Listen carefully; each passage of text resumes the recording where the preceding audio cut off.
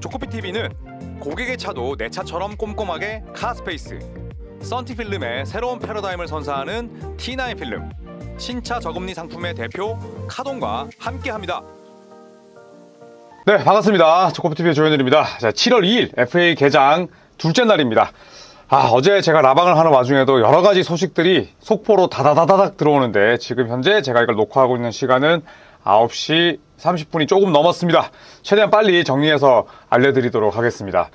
첫 번째 뉴스는 소속팀과 연장 계약을 맺은 선수들입니다. 즉, 클레이 탐슨이나 혹은 나지 마샬이나 데릭 존스 주니어나 최근 들어서 팀을 옮긴 이적을 한 선수 말고 소속팀과 연장 계약 맺은 선수들을 쫙 정리했거든요. 함께 만나보실까요? 자, 첫 번째 선수는 바로 고가 비타제입니다. 자, 고가 비타제 같은 경우에는 올랜도 매직의 백업 빅맨이었죠. 그리고 현재 조지아 국가대표로서 2024 파리올림픽 퀄리파잉 대회를 이제 치를 준비를 하고 있습니다. 저는 이제 비타제를 볼 때마다 얘가 성격만 좀 죽였더라면, 멘탈만 좀 좋다면 더 좋은 선수가 될 수 있는데 라는 생각이 들었어요. 반대로 표현하자면 그만큼 한정된 시간에 그래도 본인의 몫을 해내는 선수라고 할 수가 있습니다. 평균 5득점, 리바운드 4.6개, 어시스트 1.3개인데 블락샷도 1.2개니까 또 림 프로텍팅 역할도 잘 해냈고요. 지난 시즌에 웬델 카터 주니어, 또 모 바그너 이런 선수들이 다쳤을 때 이 비타제가 땜빵 역할을 잘해줬습니다. 이제 백업액에 3년 25밀이면 1년에 약 8.3밀 정도 되잖아요. 이제는 셀러리 캡이 폭등했기 때문에 저 금액이 결코 비싸지 않습니다. 그리고 올랜도 매직의 오프시즌은 물론 KCP를 데려오긴 했습니다만 집토끼를 잡는데 아주 혈안이 돼 있어요. 그래서 비타제를 눌러 앉히면서 백업 빅맨진을 더욱 강화시켰습니다. 자, 그리고 에런 할러데이입니다. 자, 에런 할러데이는 휴스턴 로켓츠와 재계약을 맺었습니다. 2년에 10밀이니까 1년에 5밀. 굉장히 저렴하죠. 그런데 지난 시즌에 백업 가드로서 78경기나 뛰었어요. 벤치가 78경기 뛴 거면 아주 풀 로테이션에 들었다는 얘기잖아요. 더구나 감독이 굉장히 올드스쿨한 이메 우도카라는 점에서 에런 할러데이는 확실하게 우도카의 눈독에 들었다라고 볼 수가 있습니다. 자, BAE, 이 바이애뉴얼 리셉션을 통해서 계약을 맺었고요. 마지막 해는 팀 옵션이니까 철저하게 팀 친화적인 계약을 맺었다라는 걸 알 수 있죠. 자, 다들 아시겠지만 저스틴 할러데이, 그리고 드루 할러데이의 동생입니다. 막내고요. 키가 굉장히 작은 선수인데 기록을 보시면 어시스트가 1.8개죠. 자, 이 말인 즉슨 플레이메이킹은 안 되는 친구예요. 그렇기 때문에 연봉이나 그다음에 계약 구조나 이런 한계가 있을 수밖에 없는데, 반대로 또 형들을 닮아서 수비를 굉장히 잘하고 폭발적인 득점력을 지니고 있습니다. 네, 그래서 지난 시즌 이 키 작은 선수가 필드골이 44.6%면 나쁘지 않아요. 9개 중에 4개 이상을 넣은 셈이고 3점이 38.7%, 그리고 자유투가 92.1%니까 지난 시즌은 슈팅이 정립된 한 해였다라고 보시면 될 것 같아요. 자, 그래서 에런 할러데이는 아주 염가에 휴스턴과 계약을 잘 맺었다라고 볼 수가 있겠습니다. 자, 루카 가르자입니다. 네, 미네소타의 백업이죠. 어떻게 본다면 고가 비타제와 좀 비슷한 역할을 한다고도 볼 수 있지만 비타제보다는 좀 기회를 많이 못 잡고 있어요. 왜냐하면 팀이 미네소타잖아요. 네, 나지리드 물론 빅윙으로 뛰고 있지만 거기다 루디 고베어, 칼 앤서니 타운스, 심지어 또 팀을 떠날 가능성이 높지만 카일 앤더슨까지 빅맨진이 너무 두껍다 보니까 이 가르자가 NBA G리그는 폭격을 하고 있는데 NBA 본무대에서는 별다른 활약이 없긴 합니다. 자, 하지만 항상 보험은 필요하죠. 그리고 루카 가르자를 저는 높이 평가하는 이유는 벤치에 있을 때 진짜 분위기 메이커예요. 그러니까 선수들, 우리 팀 동료들의 플레이 하나하나에도 탐복하고 격려하고 박수 쳐주고 이런 선수들이 분명히 필요하거든요. 그렇다고 해서 NBA 벤치 끝자락에 있는데 그렇다고 해서 실력이 엉망이지도 않잖아요. 3점도 던질 수 있고. 저는 그렇기 때문에 2년 미니멈이면 계약을 잘 맺었다. 그리고 고베어는 나이가 들어가고 있고 타운스도 부상이 잦아지고 있고 나즈리드도 이제 빅 윙으로 뛰기 때문에 저는 정통 빅도 필요했다. 그런 측면에서 놓고 보자면 가르자 오케이라고 봅니다. 자, 그리고 켈리 우브레 주니어입니다. 야, 저는 이 뉴스를 듣고 진짜 깜짝 놀랐어요. 왜냐하면 지난 시즌 여러분 기록 보이시죠? 15.4득점, 리바운드 5개, 건강도 유지했고요. 원래 어시스트, 패싱을 잘 못하는 선수지만 지난 시즌에 우브레 주니어가 가장 큰 폭으로 발전한 부분이 바로 수비입니다. 특히나 플레이오프에서 젤런 브런슨의 스타퍼로 나섰고요. 썩 재미를 보지 못했지만 젤런 브런슨이 가장 힘들어했던 필라델피아의 디펜더가 바로 켈리 우브레 주니어였습니다. 그래서 단순히 1차 스텝 보더라도 1.1 스틸, 0.7 블락, 플레이오프에서 1.8 스틸, 1.2 블락. 저는 항상 말씀드립니다. 1차 스탯으로 모든 수비수들의 진짜 수비력을 판가름할 수는 없어요. 하지만 수비를 못하는 선수가 얻어 걸려서 저렇게 가드 포지션의 선수가 허슬 수치가 플레이오프에서 3개가 나온다? 있을 수 없는 일입니다. 기본적으로 수비의 진심이고 수비에 힘을 쏟기 때문에 저런 기록이 나오는 거죠. 자, 그래서 주가를 큰 폭으로 끌어올렸는데 심지어 플레이오프에서 야투 성공률, 3점 성공률 전부 다 올랐는데 트루 슈팅 퍼센테이지가 4%까지 올랐는데 2년에 16.3mm 계약했습니다. 저는 사실 이런 부분은 뭐 필라델피아 구단 수뇌부, 특히나 데릴 모리 사장의 공이 엄청나게 크다고 보지만 제가 만약에 켈리 우브레 주니어의 가족이었거나 아니면 뭐 친한 친구였다면 저는 저 계약 뜯어 말렸을 것 같아요. 그만큼 우브레 주니어 본인에게는 조금 이해할 수 없는 계약이기도 하고 팀 입장에서 보자면 진짜 잘 잡은 거다. 완전한 해자 계약이다라고 생각을 합니다. 자, 그래서 켈리 우브레 주니어를 데려오면서 필라델피아는 에릭 고든과 1년에 3.3밀 미니멈 계약 맺었고요. 그리고 안드레 드러먼드와 2년에 10밀 1년에 평균 5밀짜리 계약을 맺었습니다. 우브레 주니어와는 2년에 16.3밀인데 마지막 해에 플레이 옵션이 있고요. 그리고 폴 조지를 4년 212밀에 데려왔습니다. 이제 남은 건 닉 바툼은 클리퍼스로 갔으니까 카일 라우리와의 재계약이 될 텐데 현재까지의 필라델피아의 행보는 대단히 훌륭하고 그 다음에 금액을 아주 지혜롭게 쓰고 있다 라고 정리할 수 있겠죠. 자, 그리고 게리 해리스입니다. 올랜도 매직을 떠날 것이다. 클레이 탐슨을 영입하면 해리스는 다른 팀으로 갈 것이다. 이런 얘기가 많았습니다만 전 덴버 출신이죠. KCP와 함께 전 덴버 출신으로 올랜도 매직에서 재회는 아니지만 아주 묘한 모양새로 만나게 됐습니다.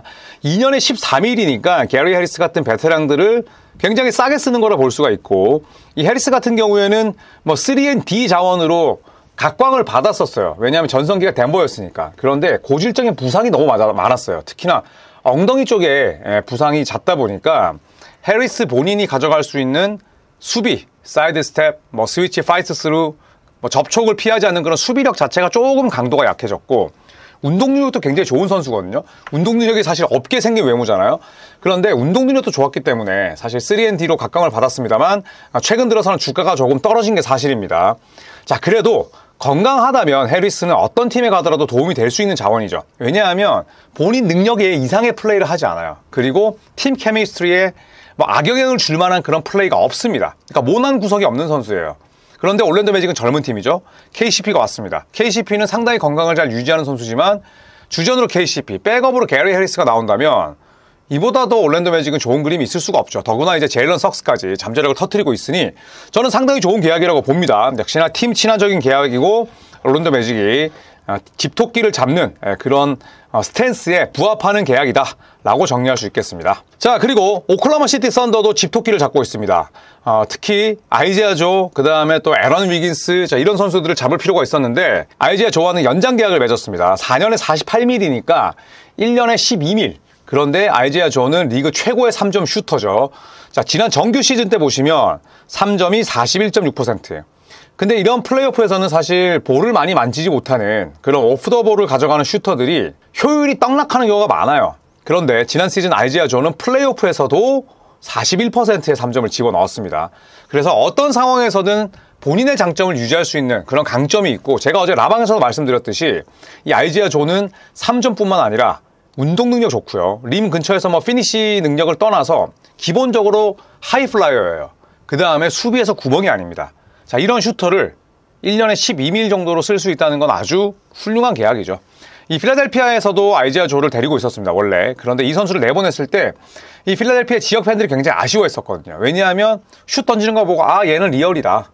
얘 슛은 진퉁이다라는 걸 누구나 알 수 있었는데 결국 썬더에서 연장 계약을 맺고 시에이 길저스 알렉산더와 함께 비슷한 타임라인을 가져갈 수 있게 됐습니다. 자, 그리고 에런 위긴스 빼놓을 수 없습니다. 자, 에런 위긴스 지난 시즌을 통해서 장족의 발전을 거듭했습니다. 자, 지난 시즌 15.7분을 뛰면서 6.9득점, 플레이오프에서도 6.2점, 그리고 리바운드는 플레이오프에서 더 걷어냈고요. 필드골 성공률을 보시면 지난 시즌에 위긴스가 56.2%였어요. 3점이 49.2%. 자, 물론 길저스 알렉산더, 그 다음에 제일 런 윌리엄스의 우산 효과를 볼 수도 있었겠지만 윙에서 활약하는 자원이 저 정도 효율 내기 쉽지 않습니다. 그래서 트루 슈팅 퍼센테이지를 보시면 66.4%예요. 이거는 동 포지션 대비 진짜 말도 안 되는 기록입니다. 그런 측면에서 오클라호마 시티 썬더는 위긴스와 5년 계약을 맺었고요. 자, 5년에 뭐 연평균 10mm 조금 안 되잖아요. 그런데 셀러리 캡은 매 시즌 현재 폭등하고 있습니다. 그렇다면 에런 위긴스의 저 5년 계약이 반환점을 돌았을 때, 한 2년, 3년 지났을 때 저 위긴스의 금액은 더욱더 좀 싸게 느껴질 수밖에 없겠죠. 왜냐하면 아직까지 젊은 선수니까. 그리고 이 선수는 2라운드 55순위 픽 출신이에요. 어떻게 본다면 2라운드도 사실 좀 급이 나뉘잖아요. 2라운드 초반에 뽑힌 선수들 40번 바깥, 50번에서 60번은 거의 뭐 그중에 절반 이상이 아니라 80%는 3년 내에 자취를 감춥니다. 그런데 에런 위긴스는 55순위로 뽑혔음에도 불구하고 자, 이렇게 연장 계약을 맺었고 썬더가 지금 우승을 노리는 그 핵심 로테이션의 일부가 돼 있다는 점. 자, 이거는 이제 2라운드 막바지에 뽑힌 선수들에게 충분히 귀감이 될 만하겠죠. 자, 데릭 화이트입니다. 데릭 화이트는 보스턴 셀틱스와 재계약을 맺었는데요. 4년에 125.9밀, 마지막 해 플레이 옵션이 들어가 있는, 어떻게 본다면 역시나 팀 친화적인 금액의 계약을 맺었습니다. 자, 지난 시즌 보스턴 셀틱스가 우승하는데 아주 언성 히어로 역할을 해냈어요. 보이지 않는 영웅 역할을 해냈고 15득점, 리바운드 4개, 어시스트 5개, 스틸 하나, 블락 하나 이상을 기록하는데 3점이 40%고 자유투가 90%고 이렇게 수비를 열심히 하는 가드가 트루 슈팅 퍼센테이지가 61.1%다. 무조건 잡아야죠. 플레이오프에서는 심지어 득점과 효율이 더 늘었습니다. 3점은 40%를 넘겼고 트루 슈팅 퍼센테이지도 정규 시즌보다 더 높아졌고요. 그 다음에 평균 득점도 16.7점까지 올랐으니 이런 선수를 어떻게 연장 계약을 안 하겠어요. 1.2개의 블락을 기록을 했는데 이렇게 뭐 데릭 화이트의 장점을 놓고 보자면 그냥 미스터 에브리띵이에요. 모든 걸 다 할 수 있습니다. 공격과 수비, 그 다음에 뭐 스틸과 블락, 3점과 2점 마무리, 그 다음에 코트 안팎에서 모범적인 그런 태도까지. 만약에 보스턴 셀틱스 팬들이라면 뭐 데릭 화이트를 싫어할래야 싫어할 수가 없죠. 그리고 데릭 화이트의 저 계약을 좋아할 수밖에 없는 게 연평균 31.5mm입니다. 그런데 사실은 데릭 화이트가 이보다 훨씬 더 많은 돈을 받을 수 있었어요. 그러니까 평균으로 따지면 4밀, 5밀은 더 받을 수 있었습니다. 그러면 이게 4년짜리 계약이면 16밀, 200억 정도를 더 받을 수 있었어요. 자, 하지만 결국에는 보스턴 셀틱스에 남게 됐고 셀틱스 입장에서는 현재 연봉의 140% 제한이 상한선이었어요. 그래서 보스턴 셀틱스는 다른 팀들에 비해서 줄 수 있는 금액이 조금 적었습니다만 화이트가 쿨하게 수용을 하면서 데릭 화이트의 계약이 2025-26 시즌부터 2028-29 시즌까지 지속되게 됐습니다. 25-26 시즌 때는 28.1밀, 그 다음에 26-27 시즌 30.4밀, 그 다음 시즌 32.6밀, 그 다음 시즌 34.8밀. 우상향 그래프를 그리지만 점진적인 우상향 그래프를 그리지만 셀러리 캡의 인상률을 감안했을 때 데릭 화이트의 저 계약은 거의 뭐 동등하게 진행이 된다라고 이해를 하시면 될 것 같아요. 자, 그리고 마지막으로 제이슨 테이텀입니다. 자, 제이슨 테이텀 슈맥 계약을 맺었습니다. 뭐 너무나 당연한 수순이죠. 5년에 314밀이니까 연평균 60밀이 넘습니다. 자, 지난 시즌 퍼스트 팀에 뽑혔고요. 26.9득점, 8.1리바운드를 기록을 했고, 자, 플레이오프에서는 필드골 성공률이나 뭐 3점이나 TS가 굉장히 많이 떨어졌습니다. 자, 하지만 팀은 우승을 했어요. 그리고 본인은 3년 연속 퍼스트 팀. 그리고 MVP 레이스에서 뭐 항상 5위 전후에 있는 선수고 아직까지 뭐 98년생이니까 나이가 어려요. 당연히 슈퍼맥스 계약을 맺을 수밖에 없는 상황이었는데 자, 5년에 314밀 슈퍼맥스 그리고 테이텀의 자, 이런 계약은 아마도 루카 돈치치, 셰이 길저스 알렉산더가 아마 더 경신을 할 겁니다. 자, 제이슨 테이텀이 보스턴 셀틱스와 연장 계약을 맺었고 화이트도 연장 계약을 맺으면서 보스턴 셀틱스의 2025-26 시즌 선수단 셀러리 캡을 한번 계산을 해봤어요. 자, 그랬더니 선수에게 주는 연봉은 229밀이고 징벌적인 사치세, 징벌적인 사치세가 253밀이에요. 그러니까 연봉보다 사치세로 내야 되는 돈이 더 커. 그래서 도합 계산을 해보니까 482밀을 지급해야 됩니다. 셀틱스가 연봉 줘야 되고 징벌적인 사치세 내야 되고 그래서 연봉보다 사치세를 더 내야 되는 그런 구조인데 그만큼 셀틱스는 왕조를 구축하겠다라는 의중인 거죠. 내가 사치세를 내고 많은 돈을 지출하더라도 그 다음에 구단주가 뭐 이 팀을 매각해서 다른 구단주가 온다고 하더라도 일단은 27, 28, 28, 29 시즌까지는 지금의 코어대로 달리겠다라는 거를 공표한 거나 마찬가지입니다. 셀틱스 팬들 입장에서는 과연 이제 리핏을 할 수 있느냐, 왕조를 구축할 수 있느냐, 이런 문제가 남은 거죠. 자, 이상 소속팀과 연장 계약을 맺은 여러 선수들을 살펴봤습니다.